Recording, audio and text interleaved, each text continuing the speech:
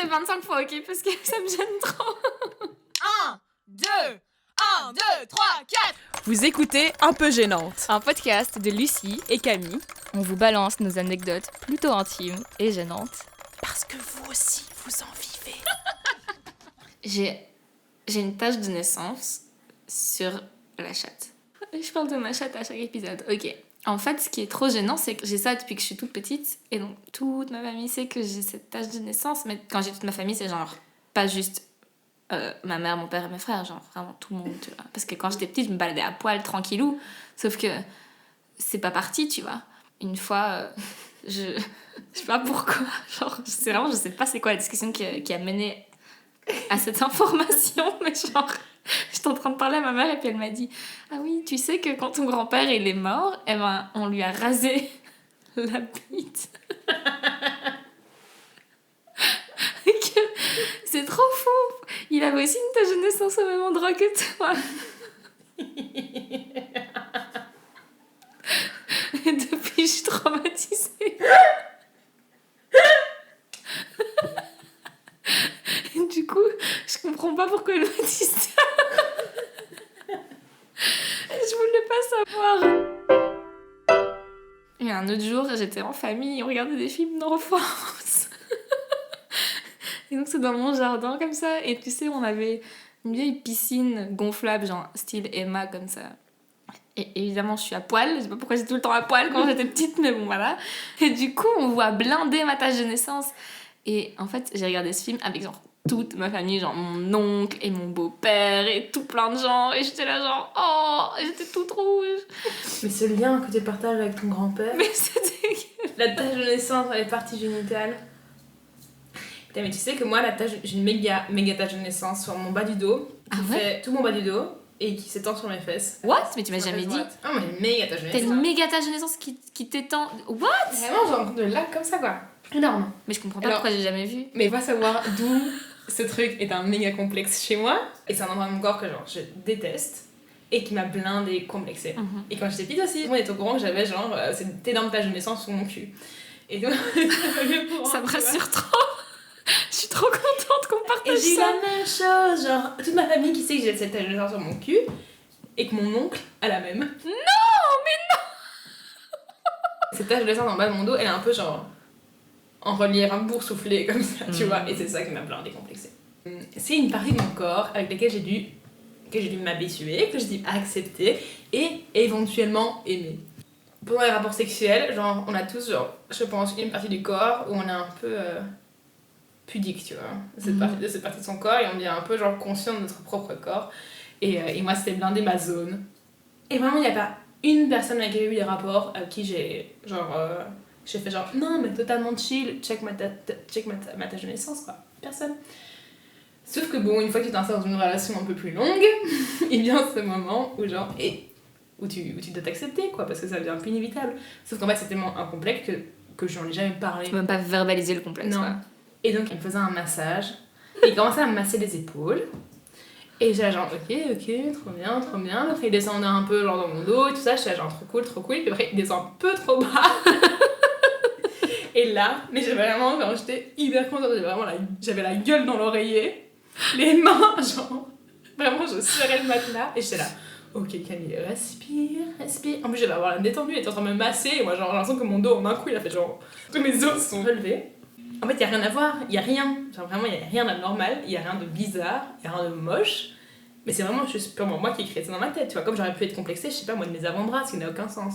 Et vraiment, genre, j'ai dû me faire un coaching mental. J'étais si gênée de mon corps. Ça n'avait aucun sens. Et donc après, donc il est fini, tout ça, on se pose. Et moi, j'étais vraiment là, genre, je me remettais de mes émotions. J'étais genre, tout va bien. Et la mâchoire complètement serrée, tu vois. Et il me dit qu'en gros, c'est trop bien qu'on connaisse nos corps et tout ça. Et que même s'il sait qu'il y a pas une partie de mon corps avec laquelle je suis moins à l'aise. Et j'étais là, genre, attends, mais tout cet effort en fait, tout cet effort de faire genre, je suis chill, t'as cramé que j'étais pas ok.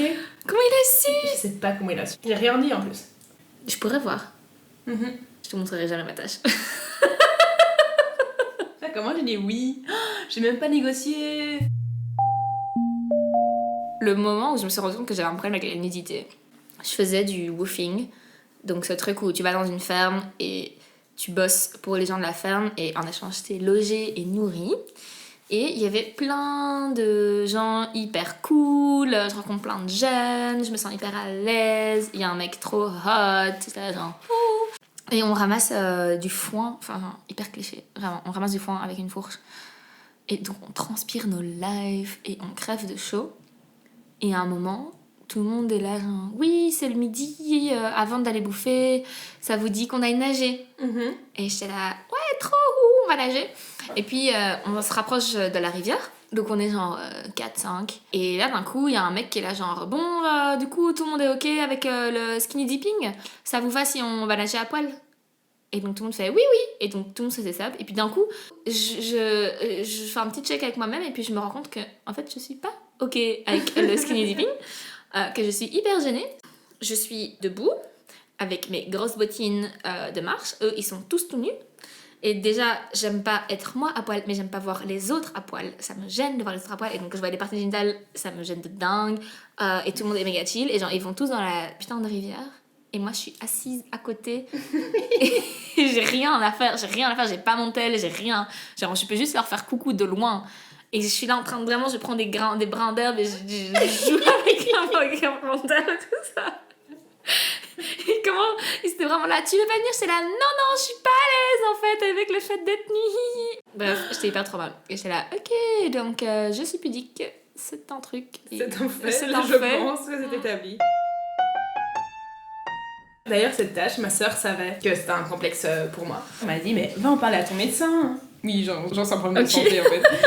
Et donc j'étais là genre, ah oui, et donc j'étais prendre rendez-vous chez un médecin qui l'a regardé et qui était là genre, ah mais je vois pas, non, ça m'a l'air normal et tout ça, c'est pas du tout l'air d'être un problème de peau. C'est une toute jeune médecin, donc elle avait pas trop confiance en elle, et donc elle a décidé d'appeler sa collègue, et donc j'étais genre un poil, cul nu, dans un cabinet médical avec 2 médecins qui m'observaient Le cul. pour me dire au final genre, mais non mais tout est normal. Et moi qui étais là Mais tu genre... pensais qu'elle allait dire quoi? C'est une malformation de ta peau ou je sais pas quoi? Non mais j'en sais rien. Ouais. Alors vraiment... Mais t'as paniqué quoi. J'ai paniqué, non mais ça n'a aucun sens, vraiment c'était de trouver genre pourquoi c'est un complexe et pourquoi mes réactions, genre ça n'avait aucun sens, c'est vraiment la meuf elle aurait pas pu se trouver un autre complexe. Sauf que je sais que j'ai beaucoup trop montré mon cul à cause de cette tâche à des professionnels. Et maintenant, c'est quoi? C'est la gêne de la semaine. Un jour, je prenais ma mobilette pour aller bosser dans un cinéma où je travaillais dans le centre. J'ai ouvert mes fringues d'été et j'ai trouvé une jupe que j'aime trop, mais je sais pas pourquoi je mettais pas depuis 10 000 ans. Du coup, je me dis, ah trop bien, j'aime trop cette jupe, je vais la mettre pour aller au boulot. Je suis en jupe sur ma mobilette avec mon petit casque et mon petit manteau et tout. Et là, au boulevard Rogier, je me souviens pourquoi je mettais plus cette jupe. Parce qu'en fait, c'est une fermeture éclair qui monte jusqu'en haut. Il se trouve qu'elle ne tient pas. Arrivé au carrefour Rogier, je m'arrête pour poser mon pied par terre parce qu'il y a un feu rouge. Et là, vu qu'il n'y a plus mes fesses qui tiennent de tissu, bah, la jupe s'envole, tout simplement. Et donc, le temps que je m'en rende compte, je jette ma mobilette sur le côté. Donc j'étais en plein milieu de la route, il y avait plein de voitures et tout. Je jette ma mobilette sur le côté et je cours en culotte après ma jupe qui vole sur le carrefour. Et j'avais ma culotte en plus avec des ananas, qui est genre ma pire culotte que j'ai clairement depuis fin du collège. Et j'ai vu des mecs qui avaient un téléphone, donc je pense que j'ai été filmée, mais quand je tape Pineapple, Crazy, French Girl, je trouve rien, donc je sais pas, je saurais jamais, mais c'était hyper humiliant. Et après je suis allée au travail et j'ai mis du scotch, et c'était vraiment la grosse gêne toute la journée. Pour le contexte, il faut savoir que j'habitais alors donc avec 2 amis avec qui j'étudiais depuis longtemps, donc de bons amis, et puis 2 autres que j'avais rencontrés via des soirées, donc que je connaissais à peine. Dans cette coloc, il fallait passer par le bureau d'une de mes colocs que je venais de rencontrer, qui faisait du homeworking, pour accéder donc à la salle de bain. À ce moment-là, je venais de rencontrer une fille avec qui je m'entendais super bien, où je sentais que ça allait sans doute aller plus loin. Et en fait, j'étais un peu gênée parce que du peu que j'avais pu voir, elle était hyper épilée, faisait super attention à son apparence quand même malgré tout. Et du coup, moi à ce moment-là, en fait, les filles avec qui j'étais n'étaient pas du tout gênée par les poils et tout ça. Et donc, en fait, ça faisait super longtemps que je m'étais pas épilée. Je savais pas trop comment cette fille allait réagir en fait si la première fois qu'on couchait ensemble, elle était gênée par ça. Et du coup, je me dis, c'est pas grave, je vais me réépiler, voilà, c'est pas grave, ça fera pas de mal, et voilà. Et donc, je prends cette décision, évidemment, au milieu d'une douche. Du coup, je sors en plein milieu de ma douche, je prends mon essuie, je récupère le pot de cire qui traînait dans la salle de bain, et je descends en bas, le réchauffer au micro-ondes. Évidemment, j'ai perdu le réflexe, et donc, je le chauffe beaucoup trop. Porte ce pot de cire bouillant à bout de doigt parce que ça me brûle les mains. Je monte les escaliers pour retourner à la salle de bain. Je traverse la chambre de ma coloc et là, quelque chose me déconcentre et je fais tomber ce pot de cire. Premier réflexe que j'ai, je tends la main pour essayer de le rattraper. Super idée. Et du coup, il se renverse complètement sur mon avant-bras qui me brûle de ouf directement. Et du coup, sous l'effet de la douleur, qu'est-ce qui se passe ? Je lâche mon essuie directement et donc je me retrouve complètement nue avec le bras rempli de cire brûlante. Tout ça, du coup, devant les yeux de ma coloc qui faisait du homeworking à ce moment-là. Et du coup, évidemment, je ne me suis pas épilée et je me suis dit que c'était un signe du destin. C'était les gènes de la semaine. Merci beaucoup pour vos histoires. Et maintenant, on reprend avec les nôtres.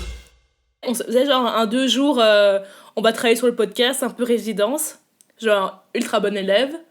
On est couché par terre en train de travailler. Et il y a ma mère qui se joint à nous et qui nous demande, bref, comment on va et tout ça. On tape un peu, elle discute. On se demande un peu, genre, et nos mères ? C'est quoi les hontes de nos mères ? C'est quoi les gènes de nos mères ? Vraiment. Et donc, je pose cette question à ma maman. Et ma maman répond une histoire qui m'implique directement. Donc vraiment, elle avait aucune histoire, en fait. Elle aurait pas pu penser à un truc vraiment personnel. Elle s'est dit, genre, d'office, une histoire gênante implique ma fille. Et donc là, elle raconte devant toi, genre il y a des témoins, quoi. J'étais super gênée. Et donc elle raconte cette histoire. Pendant la canicule de l'été passé, je portais un short vraiment, vraiment ultra court. Hyper beau, il faisait un cul de dingue. Comme ça, genre vraiment les shorts qui s'arrêtent juste en dessous des fesses. Pendant cet été, alors, on va au resto, dans une super bonne pizzeria. Et donc on est en terrasse, et c'est une pizzeria un peu chic, comme ça, un peu coincée. Et donc moi j'arrive dans mon crop top, mon short culotte, mes parents sont déjà super gênés à chaque fois que je porte ce short parce qu'ils trouvent ça beaucoup trop court. Je m'installe sur cette chaise en remontant un de mes pieds sur la table, donc ça fait que genre j'écarte un peu les jambes sur ma chaise et que je prends un peu de recul par rapport à la table et donc en gros mon entrejambe est totalement visible. Je commence pas à mater entre mes cuisses. Sauf que, même si mes parents ne voulaient pas mater entre mes cuisses, c'est en plein dans leur champ de vision. Mais ils s'en rendent pas tout de suite compte, parce qu'ils s'en rendent compte à partir du moment où le serveur vient prendre notre commande, et que le serveur a les yeux sur mon entrejambe, que moi je ne comprends pas non plus parce que j'ai les yeux sur le menu. Et donc il remarque ce que le serveur regarde, c'est-à-dire les poils qui sortent de mon short. Le serveur, mes parents, tous les trois captent que j'ai des poils qui sortent de mon short et moi, je regarde les pizzas sur le menu et je me rends compte de rien. Mes parents ont dû manger la pizza avec comme vue mes poils qui sortent de mon short. Quand j'étais petite, je faisais de la GRS, de la gymnastique rythmique sportive. J'avais un petit tutu pour aller à ce truc. J'avais 10 ans. À 10 ans, t'as quand même conscience de la nudité. T'es quand même assez responsable de tes affaires et de ton corps. Et donc, un jour, vraiment, je ne sais pas pourquoi, mais je pense que je m'habille toute seule, mais ça devait quand même pas être la première fois. Donc, ce jour-là, je me suis juste habillée chelouement, mais j'ai oublié de mettre une culotte. Donc, j'ai mis mon pantalon sans culotte, mon petit t-shirt, et je suis allée à mon cours de GRS. Sauf qu'à mon cours de GRS, il n'y avait pas de vestiaire. Il y avait juste des bancs le long de la salle qui est complètement remplie de miroirs, tu vois. Donc j'arrive sur le banc de la GRS pour mettre mon petit tutu, tu sais, le truc genre très très échancré là, où on voit tout ton cul, toute ta toche. Et puis genre j'abaisse mon pantalon et je vois que j'ai pas de culotte. C'était vraiment horrible. J'ai dû me dessaper. Hyper collé au banc, tu sais, genre tu retires un peu ton pantalon sans soulever pour mettre ce putain de juste au corps. Mais je me rappelle que vraiment ça se voyait blindé que j'avais pas de culotte et tout. Et après genre tu passes 1h30 à faire des grands sauts comme ça où t'écartes les jambes devant full gens. C'était horrible. Je comprends pas à ce jour pourquoi j'ai oublié de mettre une culotte. Enfin, qui oublie de mettre des culottes? Ça peut pas être un thing, tu vois. On peut raconter le fait que Plein de fois, je me suis retrouvée à scroller dans ta galerie. Plein de fois, je me suis perdue dans ton téléphone, dans tes photos. Attends. Petit contexte pour l'histoire qui va suivre. Je suis pudique. J'essaye d'apprendre à aimer mon corps. La solution, c'est... je fais des nudes, ok? Donc, je fais des selfies de mon corps nu. Vraiment hyper régulièrement. Camille, vraiment, ne connaît pas les limites. Je me suis retrouvée englandée dans le canal de Léna et je me retrouve dans tes photos. Sauf que je comprenais pas. En fait, on était dans le converse Messenger et je voulais chercher des photos qu'on s'était envoyées. Sauf que j'étais pas dans notre historique de photos envoyées. Non. J'étais dans ta galerie photo perso. Et moi je comprenais pas, j'étais là genre putain on s'est envoyé toutes ces photos, puis après je tombe tous sur des nudes, des photos de toi à poil, et j'étais là genre putain Lucie m'a envoyé des photos d'elle à poil, je me souviens pas, j'en suis souvenue tu vois. Et puis je me rends compte c'est toutes tes photos perso, sauf que je m'arrête pas tout de suite, tu vois. Je reviens un peu en arrière. Mais non! Et moi je suis là en train de me battre pour avoir genre une relation cool et chill avec mon corps, et je pense que genre j'ai droit à une vie privée, et toi en fait tu t'en bats les boobs et t'es là en train de scroller dans mes nudes. Mais vraiment t'es l'ami maléfique. Il y a une anecdote dans laquelle t'as vraiment été le catalyseur de la gêne, comme ça.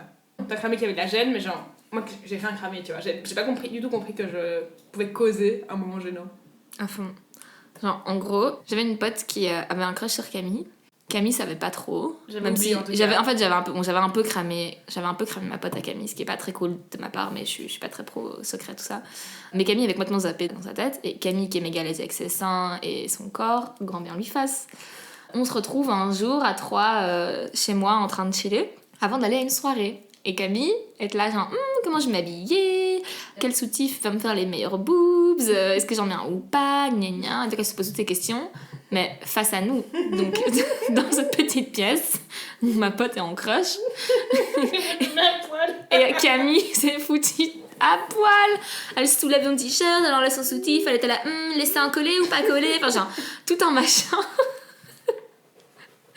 Et moi j'étais trop gênée et je faisais des eye contact avec ma pote genre je suis trop désolée, ma pote est ingérable, elle te montre ses seins, ça va pas du tout. Tu t'en bats totalement les boobs. Depuis le début qu'on enregistre t'as un bout de... Non. T'as un truc entre les dents. C'est une blague. Non. Mais je comprends pas pourquoi tu m'as pas dit. Camille, mais t'as vraiment un problème. C'est sur ta dent en bas. Mais meuf. Je m'en fous. C'est parce que je m'en fous que je t'avais pas dit que j'avais pas envie de t'interrompre. Mais lol, genre, please interromps-moi pour me dire ce genre de bail. Moi j'ai envie de savoir. Merci beaucoup de nous avoir écoutés et on se retrouve mercredi prochain pour un nouvel épisode. Si tu as aimé cet épisode, tu peux le partager autour de toi, ça nous aide beaucoup. Et t'abonner à nos réseaux sociaux, surtout Instagram, à Un peu gênante, tout collé. Si tu veux nous soutenir financièrement, on est présente sur la plateforme Utip, UTIP à Un peu gênante. Merci!